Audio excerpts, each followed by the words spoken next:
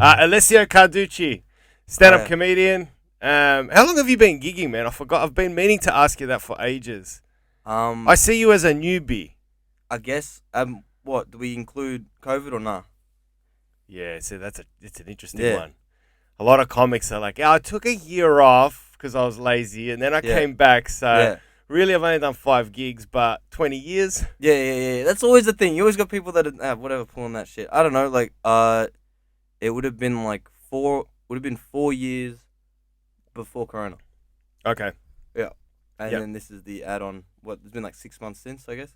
For those who haven't seen you perform, I like your style. You do similar to what I like to do. You develop or start like a rant, and from a rant. But correct me if I'm wrong. Mm-hmm. That's just the style I've seen you. You tend to go on rants, and from rants you find threads or veins of material, and if they laugh, you mine them further. Yeah, And yeah. yeah. So do you write off stage, I or write a do lot. you write a lot? Yeah. Do you write on a keyboard, or do you write on a Um, whiteboard, or do you write on a post-it note? I write in so iPhone notes. Probably write a lot. Last month I've been lazy. Last 2 weeks I've been writing into the Apple Watch because I got the memo thing there.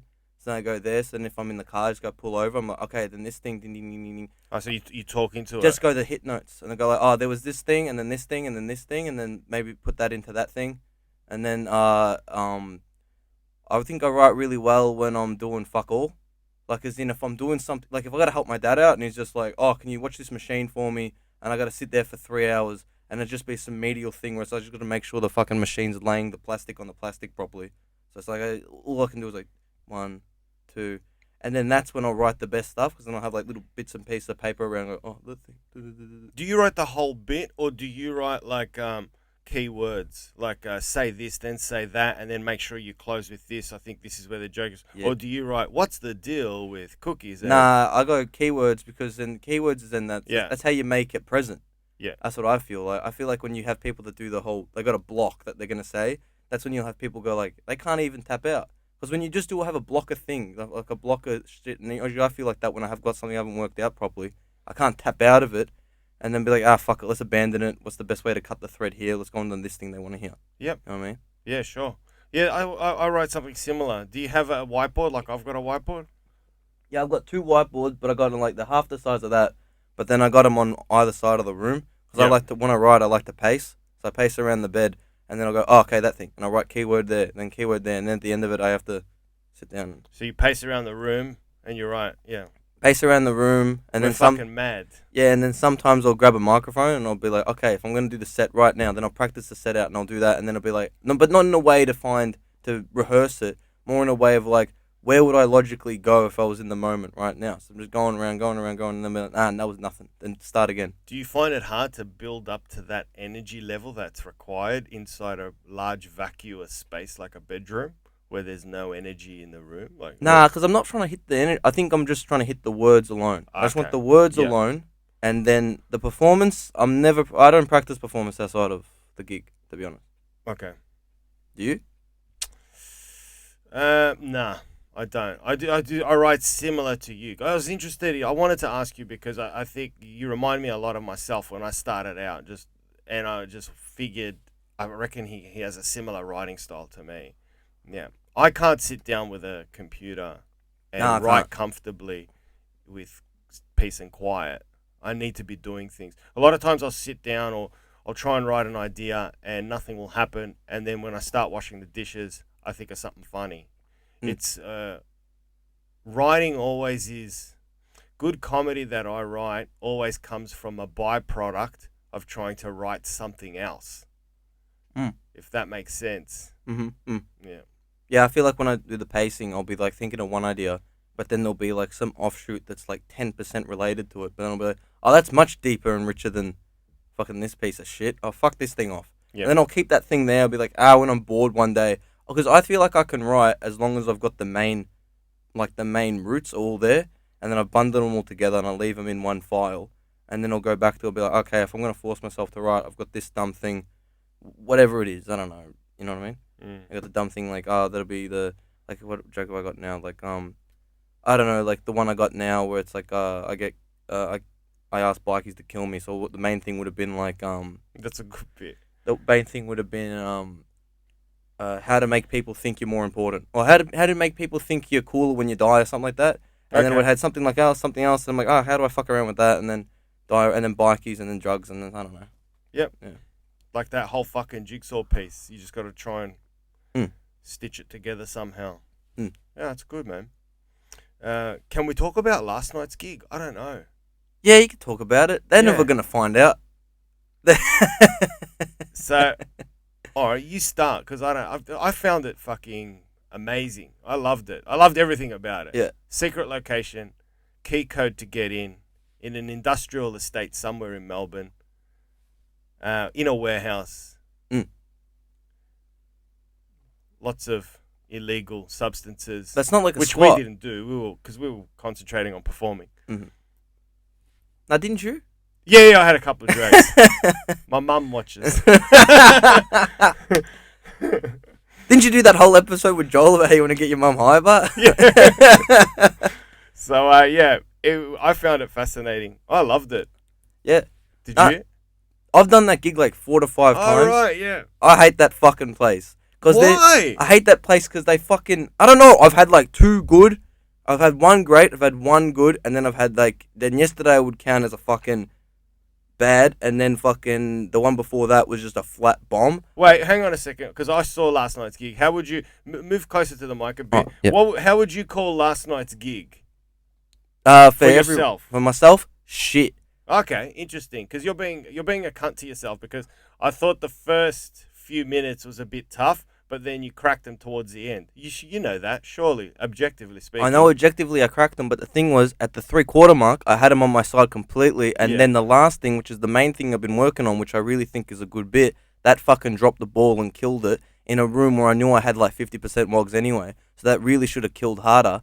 So that really, the fact that I got fuck all, I got like, I reckon 20% of the laugh on that, means I did fuck all shit, you know? And then as well as that, I know that if I went, because what I do is I put the jokes on a piece of paper before I do them, and then I leave them there and I put the time and date with them, so then I can go to the voice recording, and then I put ticks or marks or something next to it, so I go, oh, I want this fucking, I know when I did it there, I got something different out of that bit, because I'll always, sometimes I'll do a bit and I'll fucking go on a different path, and I'll be like, oh, I got that there, and that actually kind of makes sense, and so I'll take that back and whatever, and then, like, I've lost my train of thought, but yeah, what I'll do is I'll just put that there, and I know that yesterday I went, start was 50%, like a half, then it went full, like a full tick, then bomb, and that was it.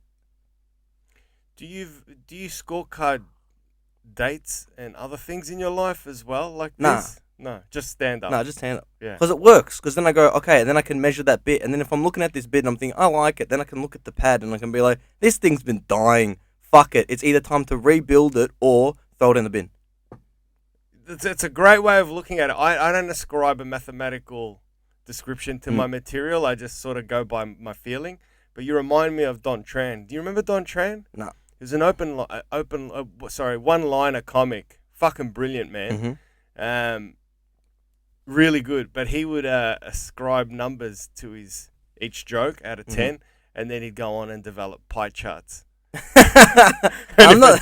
If a joke wasn't performing, the pie chart would let him know. So Nah. he'd dump a joke. It No. was fucking brilliant. Like, it was madness, but I loved it. I'm not that far into it. Oh, No. look, man, whatever helps you, work your shit out. Because I think what we can distill out of this essentially on a fundamental level is you must be aware of whether you're doing well or not, because there is something called the madness buzz that exists in stand-up, where stand-ups go on stage, completely fucking die, and then come off and go, that was all right, wasn't it? Yeah, that was all right. Oh, dude, that's like half of them. Half of them what everywhere. What the fuck is wrong with No you? one You ever died, you shithead. Yeah, but then the worst ones are the ones that can kill.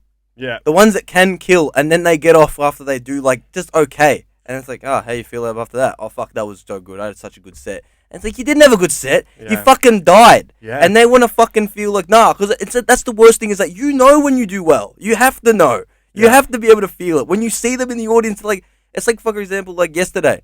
Even when you were doing well, you would have been able to at least find at least 3 heads in that crowd that were like, yo, I'm getting nothing out of you. Fuck off. One guy, this was last night's gig. I need to describe it. So yeah, I basically described most of it, but I went to the bar to buy a beer. To the left of the bar, there were pastries like baklava and all that, and then to the left of that was a plate with racks of lines on it. It's fucking out there. And not only that, I had a pretty okay gig, and then in the front row there was a guy falling asleep, and I was zoning in on him because you have a tendency as a stand-up to look at whoever's not liking you. So I was looking at him and he's fucking sleeping, and then afterwards I found out he was in a K-hole. So I've never had anyone at a gig in a K-hole. So I'm proud of that moment that someone was in a K-hole. Yeah. Fucking hell. That's what, like, because Oscar also put on a gig in a squat. I've never done that one. Yeah. Where's that? Oh, sorry, no, don't say where it is in case of... Near the other one. All right. Yeah. It's all near the same, they're all in the same area. Okay. And then it's good, but at the same time, it's like, I feel like when it goes good, you come off going like, fuck, and I can perform anywhere. I'm so good. And then when you get off and it's bad, you're just going like, fuck these dogs, fuck them. This is stupid. Not meant to do comedy in here. Yeah, I think I'm very cautious of those gigs because they're stoned. Mm-hmm. They have a tendency to laugh and be more forgiving. Mm-hmm. So yeah, it was kind of like that. Did you ever do Gorilla? Yeah, I've done it a few times. Yeah, and Paulie's room. Yeah, but back in the day, I remember it used to be just like you'd go there and it'd be like an open mic with like 6 to 8 stoners in bean bags, and they'll be huffing on shisha and shit like that. Yeah. And then they'll be downstairs, and you'd just be trying to crack them, but the whole time you're trying to crack them, but they're in like the state of yeah. And you to really get them to fucking crack was that like that was the. Because I remember that thing was like everybody had their moment. Where it was like after X amount of months, it was like, oh, I'm able to fucking actually play this room now. And then yesterday I'm watching this one, I'm like, I'll figure it out. But this one's a pain in the ass. I mean, like the energy in the room is strange. Because sometimes it's also because all the drug use. You've got people on different levels. So you've got some people who are fucking sedated, and then you've got people over there who are ready to give you something on nothing. So then sometimes if you accidentally chase them giving you something on nothing, all of a sudden you're riding the energy level here when this guy's over here. You know what I mean? Yeah, and as a stand-up comedian, you're sensing all of that as you're on stage, and I think it's a fantastic experience. It only makes you a better stand-up. You do every room on every floor you can perform in, and you'll notice patterns. And the pattern I've noticed with stoners is it's hard to crack them and really make them laugh out loud, but it's very easy to get them to follow you on any particular journey you take them to, and they're very forgiving. And it's hard to completely die at a gig like that, because even if you're bombing, they're sort of, because they're stoned, they're like really going, yeah, man, where do you want to go next? Let's go for it.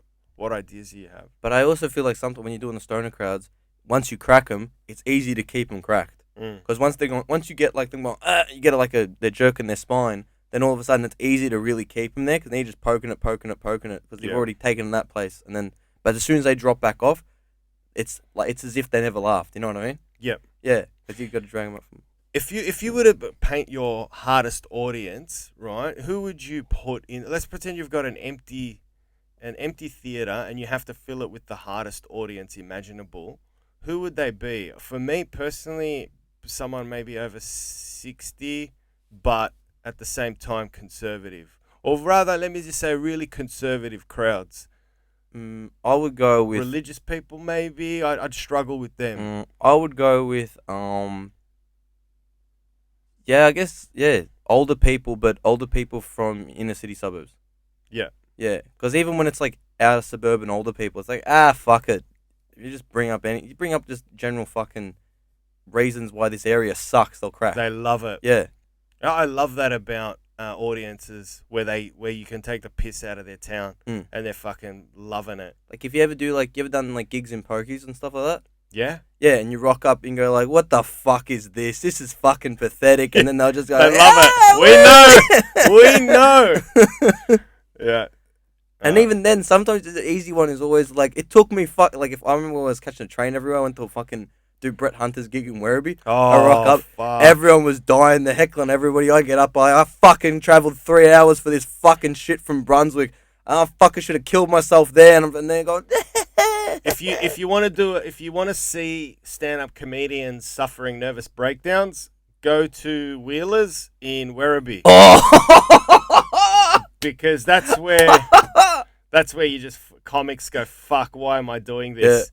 He broke down. Mimi Shaheen had a breakdown there. Nah, that wasn't. Were you there when she? Nah, that wasn't at Wheeler's. I didn't do Oh. that at Wheeler's. This was at the one that was beyond Hoppers. Oh, okay. He had one beyond Hoppers, whereas he was the right of a gaming room, and then it was just full of fucking cunts. Who, like we did this gig. Man, Brett Hunter. If you don't know who Brett Hunter is, move now that Gadinsky is dead. Brett's taking the baton. He runs the best gigs, Brett.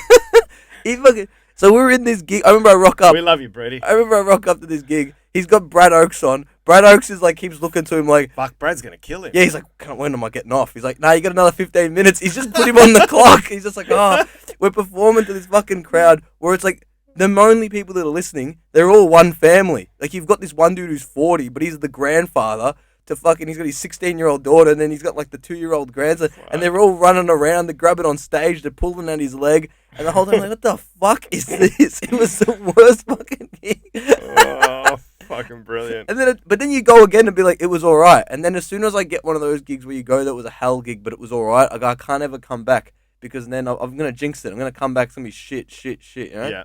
Yeah. Mm. I always ask comics, where do you want to go at the end of all this? Like, what do you want out of it? Me personally, I'd like to have, like I've said it on the podcast before, probably 4 or 5 hours of material, and that's it. And that's probably recorded and laid down in a nice crowd. And and keep doing what I do, just get paid for gigs. And what about yourself? Have you are you? I reckon at the moment, because it always changes, doesn't it? You start off at one thing. Like, it starts off your shit. You just want to be competent. Then as soon as you're competent, then you're like, this is shit. I want to be good. Then as soon as your average is good, then you're like, this is fucking shit. I got to be amazing all the time. How does that happen for you? For me, that happens by hating my material. I start to detest certain jokes that I used to love a year prior. You asked me last night, you're like, have you done your set, like your old set? No, I'll go, fuck, I really try and avoid it, man, because I'm just not attracted to it. So that's how I'm growing as a is that what you're saying? I keep going. What I used to do, I don't know what I'm doing at the minute. I really don't know what I'm doing because before I feel like I'm still not as good as I was at like fucking February 2020. I still feel like that was my peak, and I'm chasing that. Really?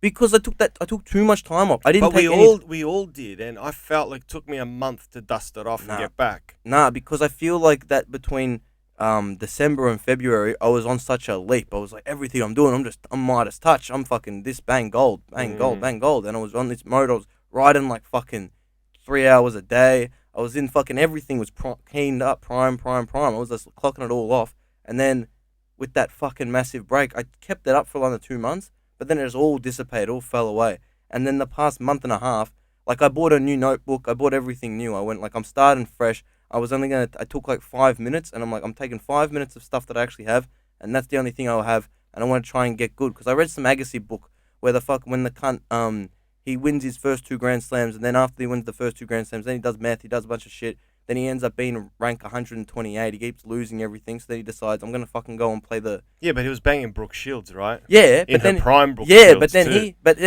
he told... And he was going ball, he was one of the ball Oh, brothers. yeah. Fucking sick cunt, represent.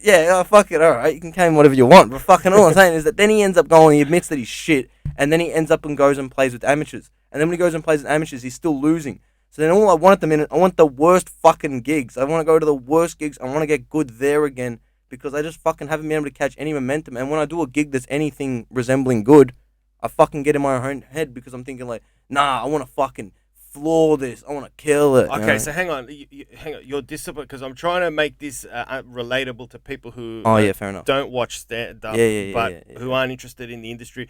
But the philosophy is you're trying to put yourself under the hardest conditions so you can get good.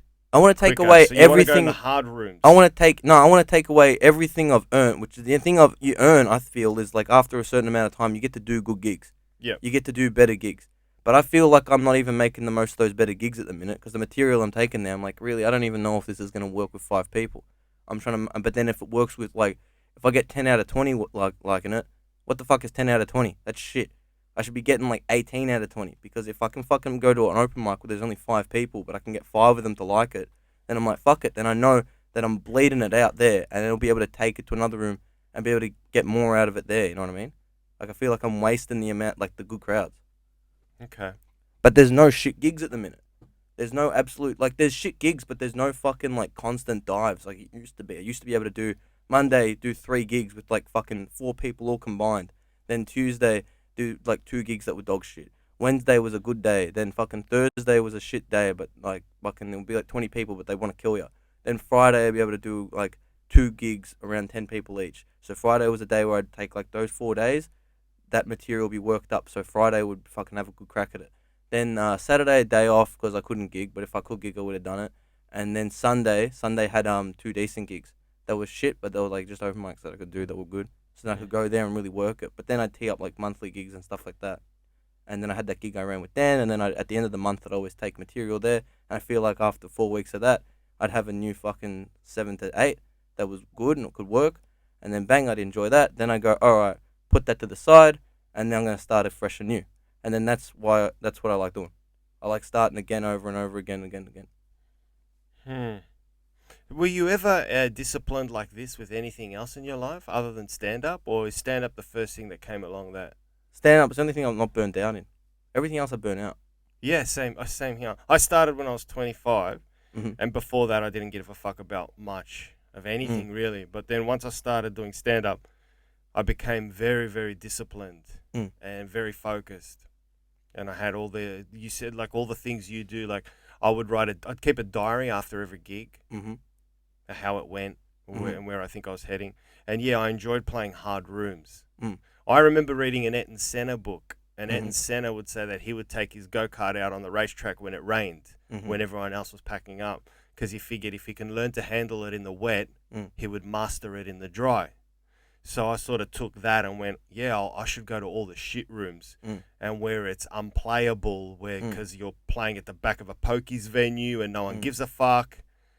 But yeah, when no one's listening and no one's giving a fuck, you can work on your crowd work. My crowd work is starting to just roast people as they walk by and get laughs out of that.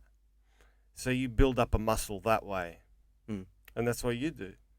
Yeah, I like it that way. It's good. And then crowd work, that's gone to shit. I feel like that's a muscle that atrophied completely for me because I never did segues. All I would do is like, what's the next joke I'm doing? Yeah, right, sure. And then I'll fucking weasel that into crowd work. Like, what do you think, mate? And boom, boom, boom, boom, boom. All of a sudden, we're talking about the thing I want to talk about. We lean into that. If that segues into the next joke I got, beautiful. If it doesn't, bang, let's go with this one. Something, if I can change gears, man, something we laughed about the other night, which not many people know, is I'll say the word chop chop. Oh, yeah. Now, chop chop, I work at a pokies venue part-time, and everyone that comes in has a bag, a Ziploc bag full of cigarettes, and I keep seeing them, and I kept saying, where the fuck are you getting like these Ziploc bags, clear Ziploc bags with cigarettes? And they go just across the road at the newsagent. He sells them illegally under the counter. It's called chop chop. It's black market tobacco. Yeah. It's like 20 bucks for 17 cigarettes or some shit like that.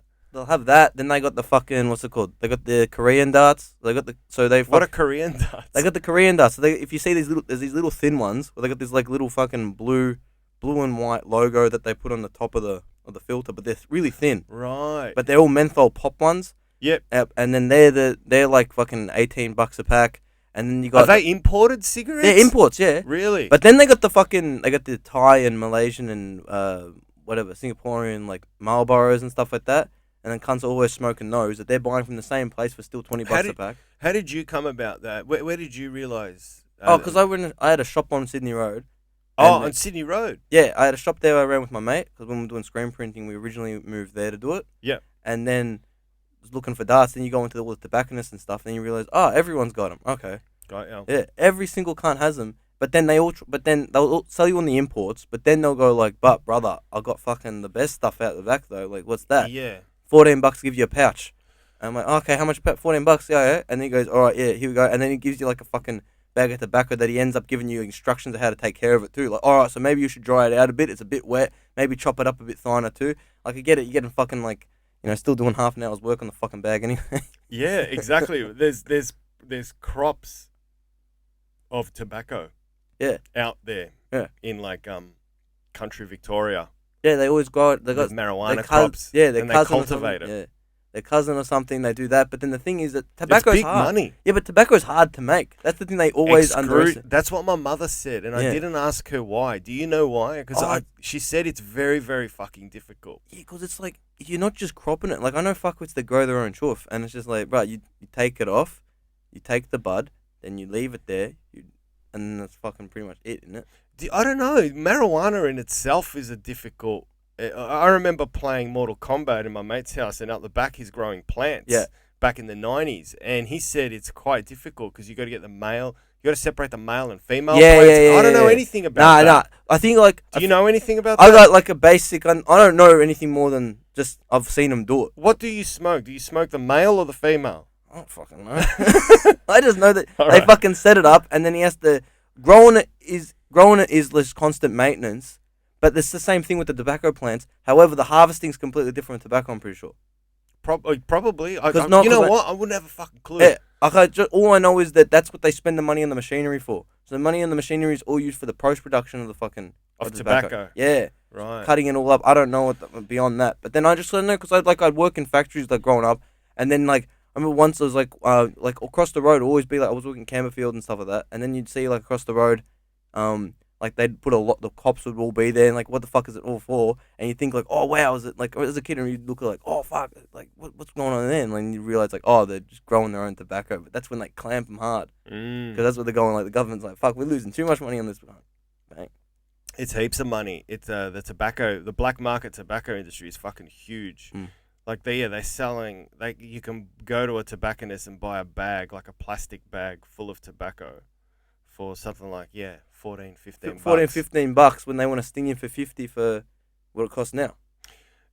But having said that, it's unprocessed, unrefined, and from what I've heard, I don't smoke anymore, but it's harsh. Oh, it's harsh. Yeah, it's like. But you smoke, don't you? No, recently I lost again, so I'm back. You're I'm back back. in the fight. Back in the fight. How does it compare?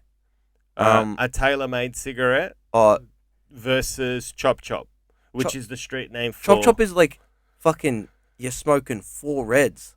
4 Winnie Reds. It's like fucking intense. If you smoke it, you're like, it is fucking you. As Wow. soon as you smoke it, you're like, this is fucking you. But then at the same I time, you're like, if this is all I can afford to smoke, I'm smoking it. You'll have it, because you're getting the nicotine. I remember stealing Winfield Reds off my uncle and going into the laneway and smoking it, and we would have the biggest fucking head rushes Yeah. because it was 16 milligrams Yeah. per cigarette. Yeah. Winnie Blues was 12, and then Winnie Gold is 8, and Yeah. then everything else now sits at around 8 to 12. Yeah. And occasionally you find a 16. Mm.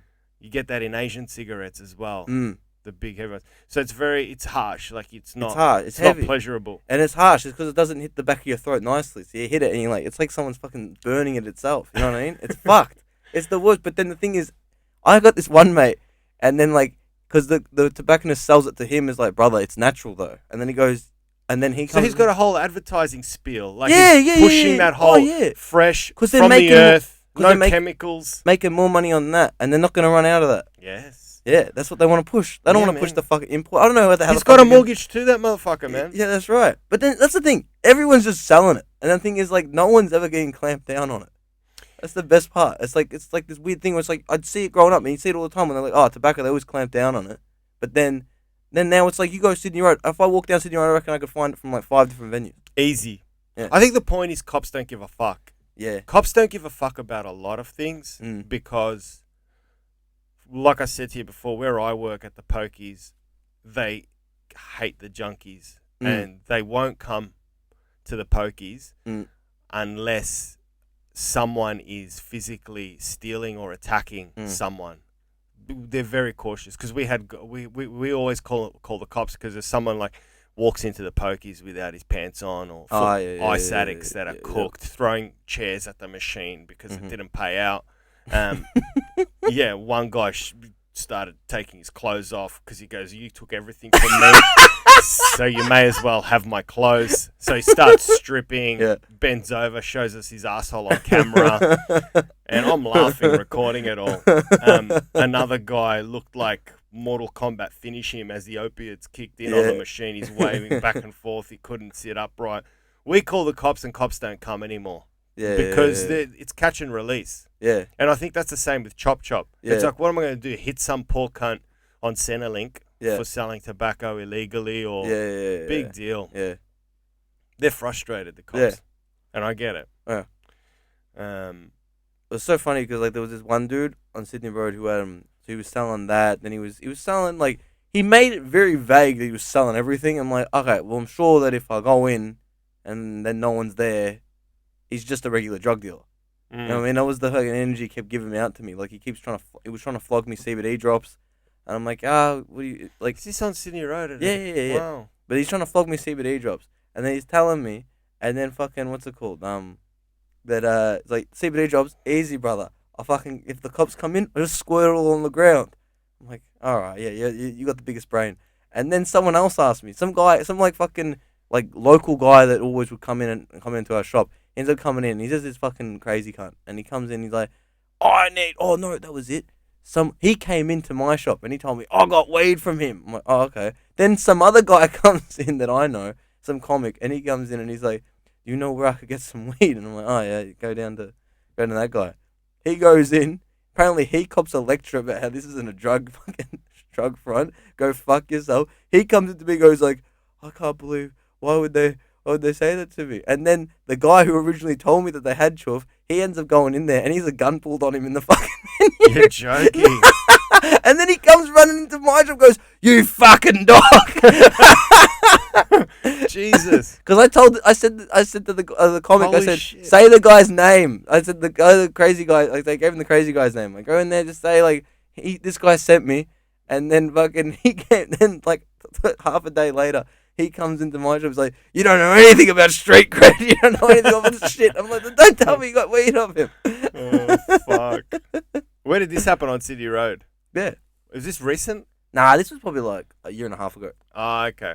Oh yeah, Still- because yeah, COVID, yeah, because always that Mm. fuck my time right.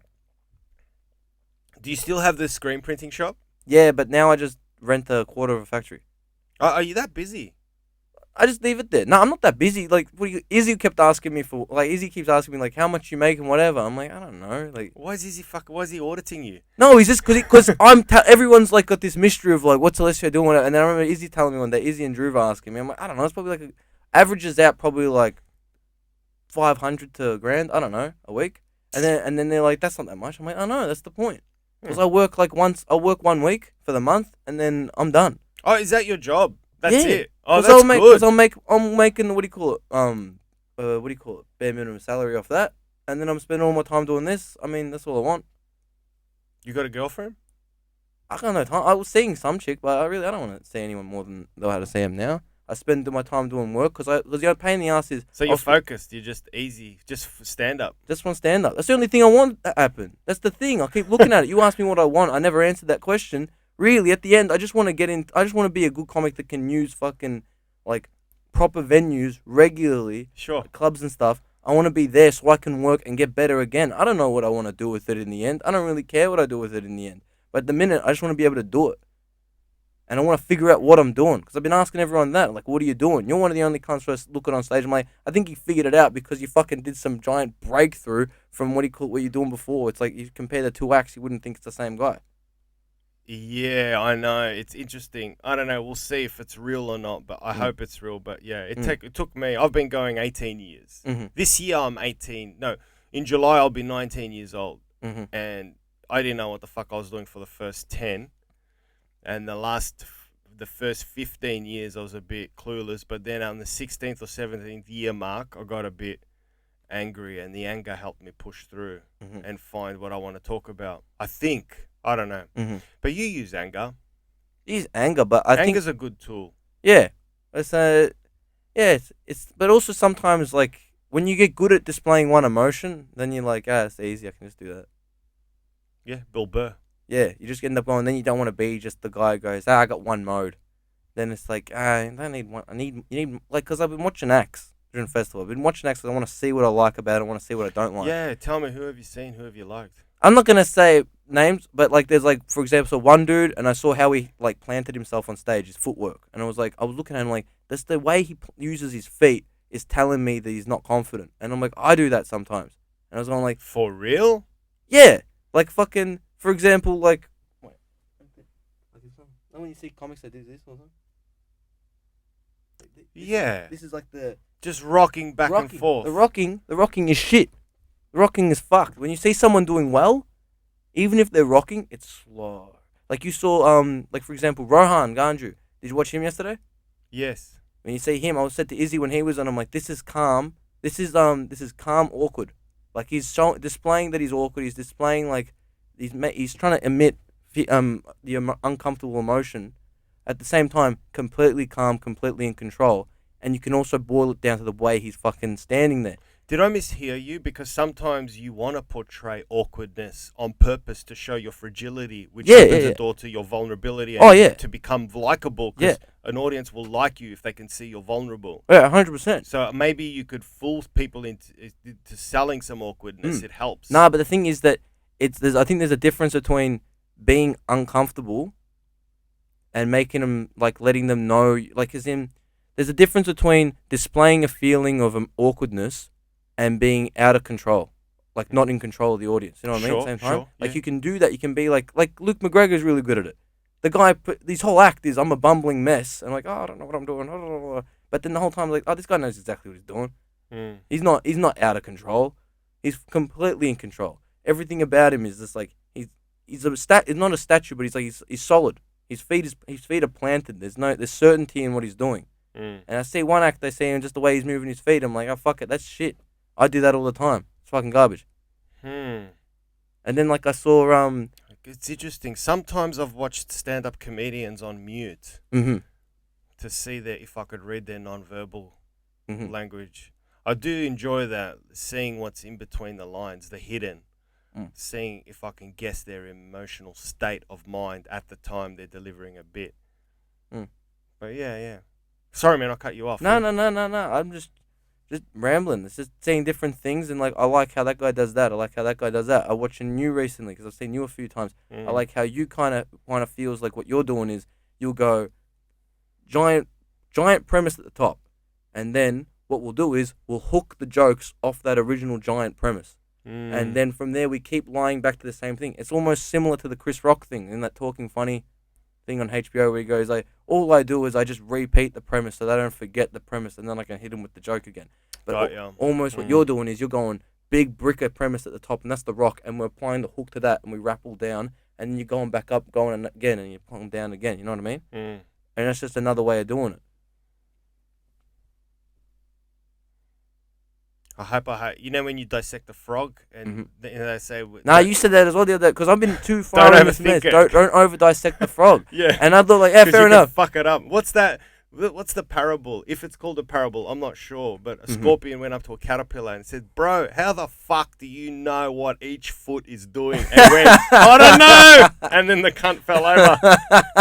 So don't overthink it. It just worked. Who was that? I think it was it Joel Pierce, I think, or Matt Nenke? One of the boys who enjoys rap said stand-up is great when you get into this state of mind on stage where you start riffing and you don't know what you're saying next, but you've got complete confidence that you're in this state of mind where your editing department is taking a back seat and just letting stream of consciousness come through in the zone. And you're saying some great stuff and you're glad that you're recording it because you can listen back to it afterwards. They're my favourite moments on stage, where I start off with a bit, then I start riffing, and I find a vein. People start laughing. I've never said it before, but it's working, and I go with it. And I see how long I could ride the wave for. But they're also sometimes like a blessing and a curse, because you get that vein, and you can chase that vein. It'll be like, oh, this is fantastic, a new way to approach this joke. Or sometimes you'll be like, no, the context and the moment was what dictated that being there, and then you spend like 2 weeks trying to chase something, then you're like, that was garbage, what was I doing? Yeah, well, you got to take it with a grain of salt. It's just, you're never going to... Every time I go on stage, I always say to myself, have fun, and none of this really matters, man, because it doesn't. Like, I really believe, I don't know if I've told you, I said it on stage, I'm a nihilist. I really, we're all going to die. Everything is going to die. We're not going to be here. The universe is going to die. It's all going to shit.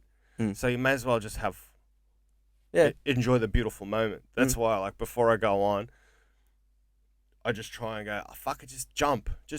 Mm. See what happens. You could die on your ass, but big fucking deal. Everyone's going to talk about it for 5 minutes, and then that's it. No one cares after No that. one gives a fuck. And And if you make it, no one gives a fuck either. Yep. In no matter what endeavor you choose in your life. No one cares. No one cares if you do well. That's the one that shows it the most. Everyone thinks people care when you do shit, but no one cared when you did well. In anything you do. Yeah. Anything in life, no one really cares except you, whatever stock you give it. Mm. But Mm. So that's all you do. You work at the printing place. I do my printing because it's my printing thing, and then most of the time I'm just spending emailing people, and then they're like, okay, so I got 3 days of work. I'm gonna make a bank off that. Cool.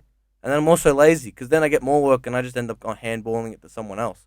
What does laziness mean for you? What's your type of lazy? As in like I'll get more work and it'll be another $500 of work, but then I'll just handball it to some other screen printer because I know he'll help me out later when I got no work.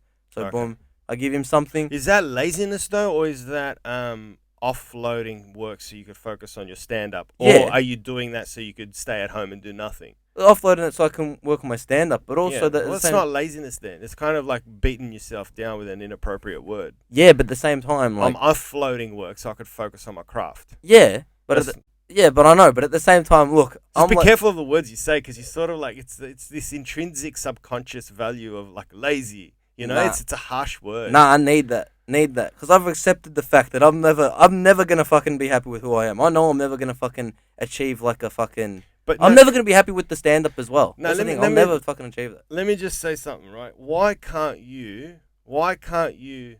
be in a superposition of states? Why can't you be both at the same time? Particles. What you mean? Why can't you be completely content and peaceful Mhm. with who you are in this journey? And at the same time, why can't you be not happy with who you are at the same time? Just be happy when you get on stage to be completely happy with who you are, and then off stage be completely upset with how your set went. I think but that kind of boils into because I remember someone said to me once, I heard it and I thought it was really smart when someone making it is just meaning that you're happy doing stand up at the minute and that you're able to do it.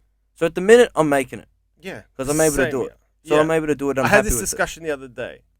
it. Go on, yeah. Oh yeah. no, I'm just saying as long as you, but then eventually you'll be frustrated again, and then now you're not making it because now you know that what you've been doing it's not good enough. You gotta fucking push it. You gotta go to that next thing. But See? that's were you talking about material now? Because that's what makes your material go better.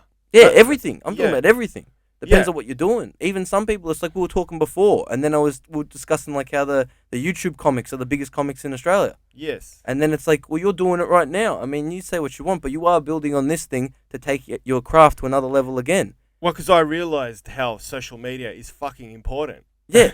Now, after all this time Yeah. living under a rock, Yeah. I realized, all right, I've got to have a social presence. Yeah. Because I've seen, I'm not going to mention names, but I've been to comedy gigs and I've seen comedians who are very popular online who can't fucking sell a joke on stage. Yeah. They're shit. But they got their fans there, and then their fans go, oh, it's fucking amazing. They love it. And I'm looking at it going, this is shit stand up. Yeah. You can't write a joke. But it's like even this thing, you apply the same concept to this. You're doing it now, and you'll be happy with it for a period of time. You'll be like, I'm doing this. I'm very happy with the craft of how I'm making it. Like, you've got a very nice setup. It's amazing. I've been listening to some of them. They're great. But then eventually you're going to start thinking nah, I need to make it better. I need to do something else to it. Just that's naturally going to happen. You're describing evolution. Yeah, but you're naturally going to evolve with everything you do. Everything. As long as you're putting the effort in, That's go a beautiful thing. yeah, it is good. I'm just saying that it just happens with everything, but it also comes with a balance of fuck this shit. All right, it needs to go here. You know what I mean? Yeah. Yeah. You're describing, that is a good thing. That is where you want to be. Yeah. I like the negative. I like it when I'm saying on Monday, I'm outside Brunny and I'm talking to Izzy, and Izzy's fucking going through his loop of what the fuck happened and whatever. And then he's like, I bombed. I want to make sure everyone knows I bombed. Whatever. I'm like, whatever. You bomb. Who cares a fuck? It's funny. No one cares. No one cares. Fucking you. He was saying this thing Norm Macdonald said where it's fucking he wants to look everyone in the eye as he's bombed, so he can be like, thank you as he's bombed. That's some stupid thing. Yes. And he was talking about that, and I'm just saying who cares? You hate yourself. This is the win. This is where you get it. This is where you get to look at it and be like, oh fuck that. And this, because I like it when I leave a gig and I've done shit yesterday. Did shit, bomb. I didn't enjoy it. And then I went home and I was able to get an hour and a half of just like the most work I could ever put in at that moment into stand up. If I was happy with it, I wouldn't even look at when I'm doing well. I'm not looking at it like that. Yeah, There's nothing. I'm not really going to get much out of you'd it. celebrate. Yeah, exactly right. The analogy I give to people is that when you bomb, it's like crashing a car. You drive back to the pits, you look under the bonnet, you try and fix it. So when you get back on the track, you're a bit better. Your word economy's better. You're looking at your set. You're going, can I tweak a word, remove words, add words, change the setup? Is the premise correct? Is it apt? Does it fit? Am I missing the mark? Is it misogynistic? Is it what's missing? Because a bad set will teach you what was shit, but a good set, that you don't know. Good set, they might have just liked you. Yeah, it's interesting, but I enjoy that place right on the fringes of seeing my material evolve and hating my material. I always hate. Maybe it's a strong word, but I'm always hating what I do. But I've since learnt that's a good thing because it's forcing me to evolve. But then it's like you brought up that thing before when you said you got comics that walk around and they go like, I killed when they just did shit. That is a psychotic illness that comedians have, which I'm glad I don't have. Yeah, but then... Or I'd hope my friends would tell me, Johnny, you're dying. Yeah. But the thing is that that's also the same thing when they get off and then like when they've done bad or when they do good, they go like everything and they take it 100. You know what I mean? They're not taking it, they're not barring any of the, like all the positivity that came with that good set. Boom, I'm adopting all of it. Or fucking all the negativity. Nah, like they'll block the negativity and they'll be like, nah, this joke is good. I just got to work on it more. But you look at it like, bro, you should have dropped this fucking 2 months ago. What are you doing? Yeah, I mean, yeah, there's a quote by Einstein that stuck in my head. I'm sure you've heard it. The definition of insanity is to do the same thing again and again, expecting different results. And that is almost like, that is such a profound statement for a comedian to have. Like, a comedian can really learn a lot from that, because our job is to take the same set on stage and panel beat it night after night, and you notice it's changing slightly. It's not until you listen back to tapes from 2-3 weeks ago you're going, oh shit, I have shifted. It's different now. That process of evolution is enjoyable to me because it means I'm safe. I'm not repeating the same shit. Yeah. Getting to like Patrice O'Neill said that when he gets on stage, the punchline is the post. But how he gets there is entirely up to his discretion each night, dependent on his energy, the energy state of the room, the audience, what they're giving him. And I love that. I hate the punchline. Because I feel like the punchline is the part where I lose all the creativity kind of goes in the punchline. Like, I love getting there. Like you said, that's the best bit. The best bit is how you get there and the different paths you take. That's my enjoyment. Yeah. The punchline is for the audience. Yeah. That reaffirms why this transaction is taking place. Yeah. Yeah, that's true. Yeah. Yeah, the punchline's yeah. You have to have the punchline. It's the currency. Otherwise, you'd be like, get the fuck off stage. Oh, yeah. But then at the same time, sometimes you get to your punchline, like, I outdid my punchline on the way here. Then you get there and the punchline was like, you got him, like, laughing, like, But then before you had him really dying, like just random shit where you were taking the tangent over there, you know what I mean? But that's great. Yeah, that is good. It means you're mining all these little fucking gold fields on the way to a punchline. It means you're in a rich vein. But then the best part about that is then you get to look at it, and then it gets to send you mad, because then you're like, is this punchline really deserving of being the punchline, or is this the final kick? Do I have to fucking move it around now? Yeah. What is this? You know what I mean? Be open and move it. Try it. You don't be rigid. Well, that's the thing. That's why I'm like, that's part of the reason why I want these open mics back. Because it used to be dog shit open mics everywhere. It used to just be dive fucking open mics. Yep. Some cunts running it and have like 7 people rock up and they're all comics and you get to even try it out on them. Like, I got this joke at the minute. The whole thing is that I'm at the gym and then there's some fucking Indian dude. And then he's like, but I don't know it's the Indian dude. And all I hear in the gym is some guy going, oh, mate, I can't believe they keep letting them in the country. What the fuck is this? And then I try to weave around that whatever, like, this guy's saying that. Oh, I thought he didn't speak English. Whatever. I'm trying to dance around it. But, like, for the time, I don't know if I should make the guy sound like, yeah, mate, it's fucking bullshit. Or should I make him sound like, yeah, brother, it's fucking bullshit. Like, I don't know where to fucking lean him in. Do I make him just a full-on caricature? Or do I make him sound like, it sounds like a Have you normal workshopped it yet? I've been workshopping it, but at the time being, I feel like this is the... Which one has worked?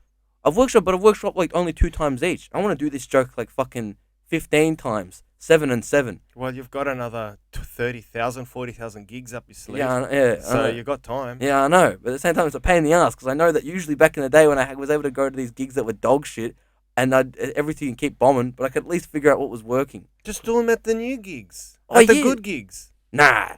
Why? Because if a good gig, I can get it like, they liked it there, they liked it a little more there. I don't feel like they tell, like I find out What's your fear? Oh, that You're going to get average. booked again. Yeah, but it's average. But you're going to get booked Oh, again. no. You've got enough street cred to get you booked again. No, it's not about getting booked. It's not about getting booked. It's the fear that this joke gets average, and then I sit on this joke for fucking that long, and it's just average. I'm like, what the fuck was I doing with all that time? I just wasted all my time. Because I only get a certain amount of gigs a week. I only get a certain amount of stage time. If I could do 4 times the stage time, I'd fucking take it in a heartbeat. I'd do every gig I fucking possibly could. It's that I don't know, I'm impatient with it, because I know this joke is fucking good. But I gotta fucking get it somewhere, and which part I'm gonna take. Then throw it out, because that joke could be like sirens. You stare at it and you turn into stone. You lose track of time. So everyone's got like jokes that they can't work out, and they stare at and they workshop, but nothing ever comes of it. It doesn't develop into a good bit. It only ever stays B grade. So just chuck it. Yeah. That's why I like the dog shit gigs. But never throw it out for good, because you'll go back to it. Yeah, no, never chuck them out for good. They're all there. I wrote pokies on a space station about 10 years ago. Yeah. And I found it going through my post-it notes from like my mum and dad's house in in the attic. Not an attic. I'm not American. In the garage. Yeah, like I thought it was like a Ron White thing. I remember I listened to some Ron White, Joe Rogan. I think they're talking, and they're talking about stand-up, and he's saying that like, he goes through his old notes, and sometimes it'll be like, you funny son of a bitch, you wrote this 20 years ago. This is great. And, and it's like, I never throw anything out. Yeah. I keep all scrap paper. Because I used to work the door at Kmart. I worked there for like 6 years or something. A security guard? No, I was the greeter. That was the lowest job you could possibly have. How soulless is that? But you stuck there. Did they tax your soul every time you had to say hi to someone? Nah, because you didn't even say hi. In the end, you'd have just people... stand there. Yeah, you just stand there. Because you're not a very... You know what? I'm going to go out on a limb here. Yeah. Look, I know you're crossing your arms in defense mode. No, but you're not very... like, you got to get to know you before you open up a bit. I'm very closed off. In the beginning, you were closed off Carducci. I'm like, is this kid been fingered as a child? Is he like, he's got a lot of closed walls around him. Can I get through to this kid? Yeah. And then eventually, once you opened up, I'm like, he's a charming little fellow. He's a great kid. Thanks. But in the beginning, it was just head down, blah, blah, blah, keep to yourself. So, you don't strike me as the type that will go, good morning, welcome to Kmart. You get that because you're fucking up at the checkout. You're not charming at the checkout. They go, get the fuck out of here. You're at the top now. So is that the Russian front? Those people that greet everyone in Kmart, have they lost their register Pretty privilege? much, because no one wants that. No one wants to be you're at the door. You can't listen to anything. You can't do anything. All you've got is fucking like 4 songs on repeat. That's all you can listen to. You got cunts that when you work, because I worked at Camberfield, so every fucking cunt is going in there. Fuck you, cunt, you fucking dog. Why do you treat me like a criminal? Fuck, I'm not having done anything. Do you have to check their bags? Because they ask you to check the bag, so they move the fucking checkout to the middle. So then you're stuck there, and then every single cunt is like, you treat me like a fucking criminal. You're a rat. You're a dog. Fuck you. Or then you get cunts going like, I'm stealing this bike. I'm like, I don't care, cunt. Take it. Just take the fucking bike, bro. Kmart's free. I don't give a shit, bro. And then they fucking keep doing that. But then what you'd have to do is the only job you really have when you're there is fucking when someone comes in and they have a return, you have to write in that they actually grabbed it from outside, that they came in with it. So you got to give them you sign off a little thing and you go, okay, like Fisher Price square toy, and you give it to them, and then they take that to the returns and they can return. Because Kmart, you don't need a fucking receipt. Kmart, you can you can just return anything, whatever. Is that one of the worst jobs you've ever done? That's the worst gig. That's flat out worst gig. Because you watch and Camberfield. We're not talking about Camberwell or Eastern Suburbs. Kmart. Good afternoon. How are you? We're talking fucking the dregs of society. Camberfield.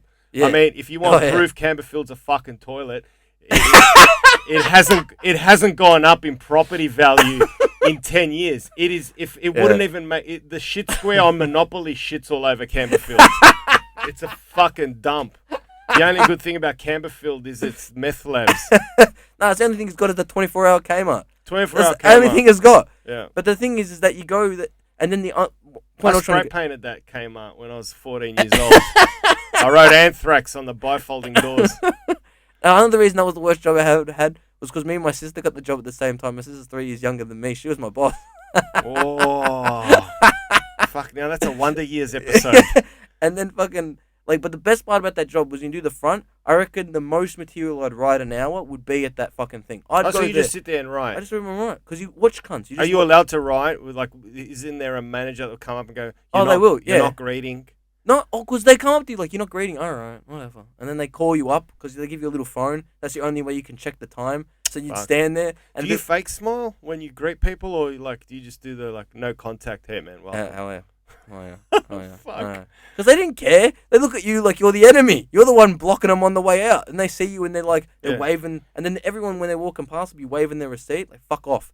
They're going I'm like okay. Yeah, you didn't give a fuck. I don't give a fuck. Yeah. They don't. No one gives a fuck. How many times could you shoplift and just wave any receipt that you got from Chemist Warehouse for your fucking tinea? You could do it for anything. You could even one trick would be you just buy 20 fucking different items that all cost $1, and then grab the fucking $300 microwave or some shit. Kmart was always for as kids growing up. Yeah. We always had fun stealing shit at Kmart. Yeah. It was an easy shoplift. Oh no! The best way that people shoplift is what they'll do is the biggest brain way to do it is they'll get one of those fucking pot and pan kits, and they'll take all the shit out and they'll put all the expensive shit in there, and then they just buy the pot and pan kit.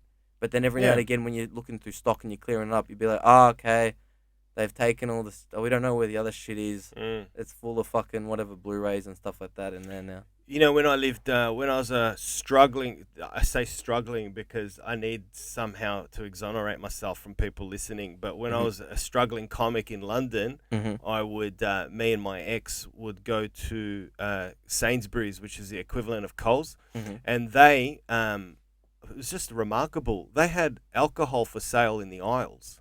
So you just pick up your own alcohol and just scan it at the self-checkout.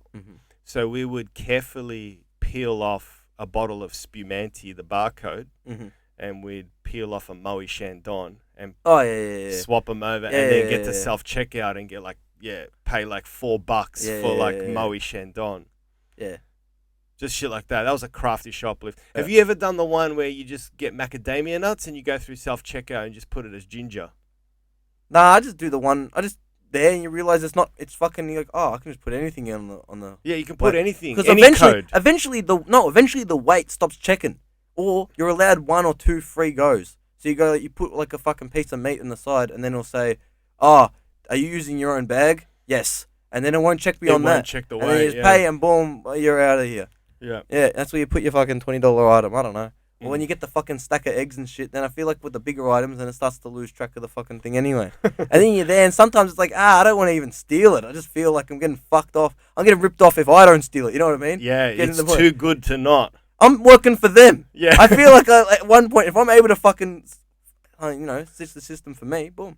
Yeah, you should get it. You should get paid for doing self checkout because you're virtually on. You're a checkout chick every time you do self checkout. Because even I started in my own short fucking time of in my day, fucking 10 years ago, or not even 10 years ago, 8 years ago, you work at Kmart and then you're doing the checkout. You're there with fucking at least 6 other people on the checkouts at fucking 8 o'clock to 12 o'clock, which is prime time for fucking Camberfield. Yep. Camberfield 10 o'clock is a party. People rock up there with their families, just standing around looking for something to do. But fucking.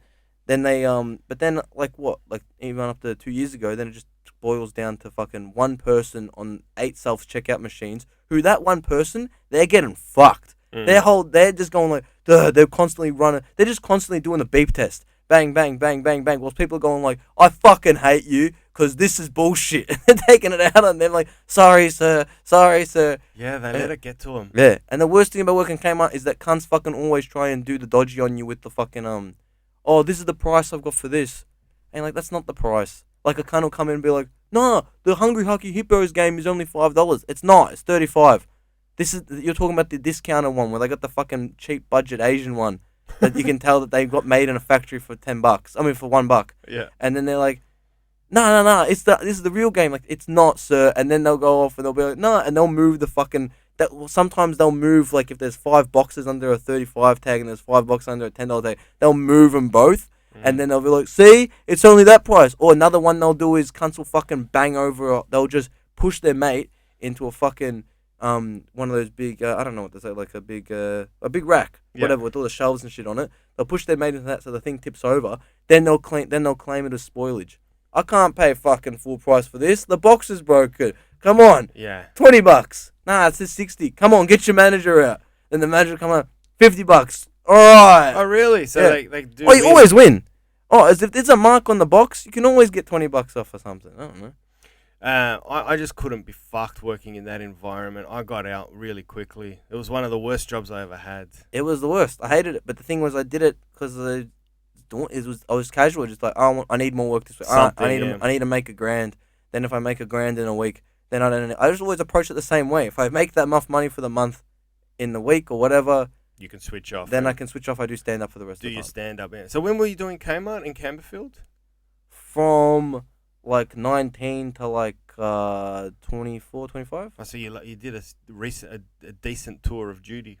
Yeah, I did a decent tour, but then at the end I was working there as well, because then we'd be running our business on Sydney Road, but we weren't making enough money to actually make money out of it, so I still had to work there as well. So I was getting fucked on 2 ends whilst I was still doing more stand-up than I ever had, because I was in Brunswick and not Reservoir. So I'd be like, I'm only 20 minutes from every gig, I gotta do it. Yeah, fair enough. Yeah. But that was probably the best thing for me. Because then I was just grinding it out, but I just wasn't eating. I've had so many shit jobs that do you reckon a shit job makes you work harder at your stand-up? Yeah, That's what it does for me. I reckon the cunts that are happy with their fucking, like, where you can tell that the rest of their life fulfills them and they're happy, it's like, fuck, you can see the stand-up just drop off. Yeah. It's fascinating, isn't it? But, like, when someone's good, I feel like you gotta get good, and then the rest of it can be good. I wonder sometimes if we were all placed in this hypothetical universe where we didn't get fed unless we crushed, how quick we'd be churning out our solid Netflix specials just to get a fucking kebab at the end of it. No, I think everyone would be hack as fuck. Yeah, it's selling out. Everyone would be selling out, going like, I'll just do these shitty gigs, rock up. Oh, all they want to hear is fucking whatever, drug material. Oh, say meth, they'll laugh. Boom. Well, it's interesting because you open up Pandora's box now. What is hack? Because my friends and my family who absolutely love comedy and come to a show and don't have any inclination about what's hack, what's not. They're just punters. They want to have a good laugh. Yeah. And they love a good meth joke. Yeah. They love a good reference. Yeah. Because they feel like, I'm smart. I got that. It's Adelaide is a toilet. Yeah. Because of this and that. I get that joke because, Craigieburn is full of meth labs. I'm smart. I've got street cred. You know what I mean? So you're basically giving the crowd some self-worth because they're like, yeah, I'm on the page. I know this. And then you've got your liberals who pretty much, write reviews and are looking for something different. And that's where most comics operate. Yeah. With the liberals. It's like, we're after something different. We want to create something better. Yeah. But sometimes I think, man, you got to come down sometimes and look at stand-up through an audience's eyes. Maybe there isn't such a thing as hack for them. Maybe it's just good comedy and they're having a laugh and they're going home. Nah, I reckon there's hack. There's always a line of hack. I think hack is just dated. I think that's all hack is. It's just like, this has been done. It's done to death. You can't really, someone sees it, they go, because I reckon even though people will laugh, but they're like for example, like if I take my old man, if my old man goes to a show or something, I don't take him. But if he goes and he goes, this guy was really funny and he's going on about it. Yeah, I was going to say, your dad's a wog. He wouldn't come and see your comedy. No. Wog dads and wog parents don't give a fuck about their son's or daughter's journey in stand-up. Because I had one guy say that, what do you call it? His dad finally said something and his was good, so he knew that meant it was shit. Yeah. But then I was thinking like, I always feel like he's on the, I've ran jokes past him, and then the ones where he goes, he's never been wrong. Every time he's going, that one's all right. And then like, okay. And then you tell that one, and I was like, okay, that one's all right. Like even, he also has given me a few that have gone, fuck it, that's good enough, I'll actually use it. Yeah, right, so it's a good filter. Yeah, because then he came up to me once, he goes, why do they call it indecent assault? What's decent assault? And he just walks out of the room. That's good. And I'm like, that's all right, okay. Yeah, that's a good one. But, Decent assault. but He made me come. I didn't want it, but he made me come. Nah, he was being based. I was chasing the whole link with like, what? So if a guy doesn't pull out his dick, he was a nice guy. Yeah. He bashed me over the head, but at least I didn't see his cock. Yeah. But fucking like, yeah, I don't know. I think there's a line. I think everyone kind of feels like there's a line of hack, and I feel like that's just old hat. Really, I think that's another word for it. Yeah, it's when every comic jumps on a premise. Yeah. Like when 72 Virgins was Yeah. first uttered, it No, was very funny, and now it's hack. Now I think that's hack for us. I don't think it's hack for them yet. No. You see, Aeroplane material, like I'm a bit cautious of my aeroplane material because I think aeroplane material is just in every toolbox of a comedian. You know what I mean? I still do my aeroplane material, but I'm trying to constantly evolve it into making it harder and harder for the punchline to come to the audience's knowledge. Like, I didn't see that coming. Well, really, it's like there's no. I think it's Seinfeld or something. I think he says there's a hack punchline, but there's no hack or maybe hack premise or something. One of the two. But essentially, like if you look at it, like if you won't want your joke to be hack, I always think that then you just have to make the leap greater. Yeah. As long as the leap, like you got two cliffs, you've got premise and you got punchline. As long as you make the leap greater to punchline, then that's the more they're thinking it through. That's the more like you've actually done a bit of a magic trick there, where it's going to go, oh. Yeah. That's how you eliminate hack. But then at the same time, we're things looking like lateral thinking, different concepts rather than straight setup and punch, trying to twist things, turn it on its head. Yeah, that's what I do to try and like what you're describing, that chasm. Just use a different setup, something different, but essentially it's the same punchline. It's an aeroplane joke. It's about what's the deal with peanuts on an aeroplane. It's all that shit, but you deliver it different. You mask the premise somehow. But then the thing is, it's like it's not even just aeroplane jokes that are hack. It's all travel jokes because everyone's got their travel jokes. Because like I'm on the road here. I'm driving my car, and it's like the only reason you got that many jokes about fucking or that much time driving a car is because you're fucking always traveling and go fucking ding ding ding ding ding. You know what I mean? Yeah. Not even that. Yeah. It's like. Yeah, I think the point is, it's like, there's hack stuff, but also it's like, I try and, sometimes when I'm too harsh on myself, I just adjust my perception and I pretend I'm an audience member. And, sometimes have you ever been to a comedy club and switched off as a performer and said to yourself, I'm going to try and see this gig through the audience's eyes. It's quite wonderful, man. It's fucking magical. I feel like a go when I know I've got no chance of getting up. Yeah. So when I'm in that mode, I'm like, okay, I'm going to switch off. I don't need to know anything I'm doing. But at the same time, I can't ever turn off from the fact of like, that was crap. You'll always be dissected. Yeah. Because you're a surgeon now. Yeah. So you're watching someone else perform surgery. You always get, you call that an incision? That's fucked. Yeah. That's hack. I saw that coming. Yeah. Yeah, or they saw that coming. That's the one that always surprises me. That's my biggest fear. No, but that's the thing that surprises me the most. When you see someone and then like you see their joke and it's like, that did well. I knew that was coming a minute ago. I haven't even seen this joke. You could tell where it was going. You're more trained. But also, like I said to you, sometimes the audience know it's coming and are glad that they saw it coming because they feel like they're intelligent. That's true. So you're boosting up their self-worth. That is true. And that's where I mean, by their perspective, sometimes they're like, oh, this is great. I know things and I knew that was going to happen and I feel good. Or they want to also be the one going like, nah, you don't get that. See, what happened was it's like, oh, but exactly. Yeah. No, that's true. That's true. But at the same time, like, we're also looking at it from comedy where it's like, it's like when you got a guy who watches the most fucked porn because he's been watching it non-stop on repeat for fucking 10 years. And now he's watching some depraved shit. Like, what the fuck is this? It's the only way I can come. That's the fucking same thing with comedy. You're looking at it every day. Every day you're in a room where someone's giving out, they're trying their best. And you see some people doing actually well. But then eventually, them doing well is like, that ain't doing shit for me. You know what I mean? And it keeps getting higher and higher and higher. Absolutely, that desensitizer. Yeah, you can, for sure. Like, I can see someone do an hour. I can objectively leave going like, that was good. I laughed twice. That was good, but it was good. You know what I mean?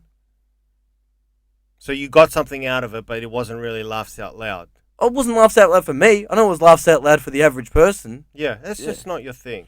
No, not even. But you can appreciate it. Not my thing. I feel like I've drained it out a bit. I feel like even then I'm getting to that point where it's like, there's so much comedy. Yeah, that thing, that was good. That was good. Yeah, that was good. But I'll laugh like 5 times. And then when I laugh, it'll really hit me. You'll get me good, but at the same time, like, yeah. I find it more funny. Like yesterday, or like I find the things around stand up more funny. Like what do you call it? Billy Styles yesterday. He's waiting to get on, and he's like, "Well, fuck, am I here? I got here at 9 o'clock. This is fucked." He's getting on at 1. 1 a.m. Yeah, we were on stage at 1 a.m. It was so fucking New York vibe. It was crazy. New York vibe, but also just poorly run. It's like, how the fuck did we get to fucking 1 a.m. Well, with like 8 acts? I mean, Rosario did well to try and keep people to time. Yeah, he made himself ever present side of stage. Yeah. And he got up and he sort of wiggled towards the stage, and the comics did buzz. But some of them were like, one more thing before I go. One more thing before I go. One more thing before I go. So good. Sticky feet, fuckers. Get off the fucking stage. I hate people that just don't stick to time, man. Because a lot of people don't understand you've got other things to do. Yeah. You got places to be. Especially, I learned that lesson in London. In London, you just can't go over time. If you go over time, you get punished. You can even get banned for certain months in London if you go over time. Because if you go, let's say you're crushing and you go over time, the comic after you, he is now blown his times out, which means he's going to miss his train to the next gig. Yeah. Which means he can't perform at the other gig, and then there's a flow-on effect. Yeah. So you screw up order. That's why in London, you get a light at 18, and you're off at 20, and then the next act is. But here it's like that's the only alien concept coming back from London after 10 years. It's very strange to be in a stand-up club where people don't respect time. So strange. Because every cunt feels like, oh, I did 8. I actually did 9 because they wanted me to be on more. Like, and whenever someone's killing, they go, oh, I'm just going to ride it out. Because then no one really, like, I don't know, in like the, like fucking, if there's the C, B, and A rooms, between the C and B rooms, as long as you're killing, no one really gives a fuck if you stay on. Yeah. And then everyone wears there's a badge of honor. I always look, like if I'm doing well, I'll like at Brunny, like I'll look at Glenn, you know, and I'll go, how long have I got? And if I'm last on, he'll go, just go on. Keep going. I'll go on. Yeah, I do that when you're killing. When you're killing and you're just there, and then it's like, okay, cool, I'll keep going. And then sometimes when you're doing, like for me, when I'm doing bad, if I'm like my first 3 minutes is sucked, I'll look to him for just a moment, just as a glance, and then I'll see that and I'll be like, I've probably done like 7. I got to get the fuck out of here. And then you look in front like, fucking, come on, give me a smile. I did a gig, maybe I shouldn't say where, but it was the first time in my 18-year career where the MC was sacked halfway through a gig. Oh. Did you hear about it? Would this be, he was fucking blind, and he kept going on, and the crowd were just fucking sick of him, and I made a comment to the owner, and I said, you got to get this guy off. Comics were on stage, and he was coming on stage while the acts were on, and walking like a dog around them, around the mic, and then walking off. I think I had a similar experience at this same venue. Might be one side of the Yarra. That British spoken dumb fuck with like long hair and glasses. Oh, no. Can't remember his name, but he's such a shitman. Worst fucking MC I've ever seen in my life. I saw one guy sub himself out as being an MC. It was the funniest thing I've ever seen. Me and Dan are at a gig, and then the cunt goes up, and he's like, how's everyone going? Yeah, great. And he's MCing, he's trying to MC for the first 2 minutes. He goes, fuck this. And he just points at Dan, and he goes, you're the MC now. And he walks off, so Dan gets up, and there's a crowd though. There's like 10 people. And then Dan does a good job, gets them all built up, brings on the first act, and then the guy goes, okay, bring it back for the MC. And then and then Dan's walking back to the stage, and then as Dan's walking back up, the guy who was originally MC pushes Dan back down. Nah, I can take it from here. So Dan was the fluffer. Get him going. Get him up to here. Then he goes up. But the best part was he canned it again. So he just went, fuck it, you go back. Jeez. Yeah, it's unbelievable, man. This guy was like so bad. They gave him the sack and they fucked him off. They told him to leave. I've never seen anything like it. All the acts were all looking at each other going, this is horrendous. And then when I went on last, I mentioned it and the crowd were like, yeah. I said, come back, please come back, because it's good comedy. There were good acts on, but just this MC, I don't know where they got him from. Yep. But the guy, because Dave O'Neill's doing it next, and I went, man, trust me, do not have Dave O'Neill waiting here with this guy emceeing. He won't be happy, man. Not that Dave O'Neill's a diva, but you're getting a really good headliner. Just don't fuck around. Put a decent MC on, man. It's not hard to MC. It's not hard, man. Just pay someone $100 to MC. He'll do a good job. Not even need. Like, what the MC is the most. MC is so overrated here, isn't it? Like, it's like the only gig you can get paid, really. And then most of the time, it's like, what are you doing? You're just a host. You don't really need a kill. You're a host, but you need a. I believe in a good MC because you're the backbone of the show. Brad Oakes told me a story. A really good MC is when, A, they don't expect you to be funny, and you surprise them, and they come up to you afterwards and they're like, "You're actually funny." Right? That's a compliment because as a master of ceremonies, you're there to facilitate the evening to run smoothly. Yeah. So it's a backhanded compliment when they don't even see you as. Sorry, not a backhanded compliment. It's a compliment when they don't even expect you to be funny, but are funny. And he also said that once he emceed a gig and they came up to him in the break and said, "Oh, just say there's no toilet paper," and he wasn't offended. Because he took it as a good sign because as the MC, he's in charge of the whole night.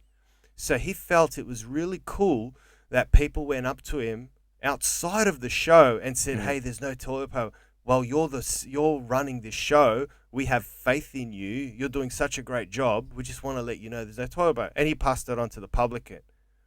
But I think that's a great, Yeah. And in England, the MCs were, believe it or not, paid on an equal footing with the headliner because they're crucial to the upkeep of the show. They have to start the show. They've got to get them cooking.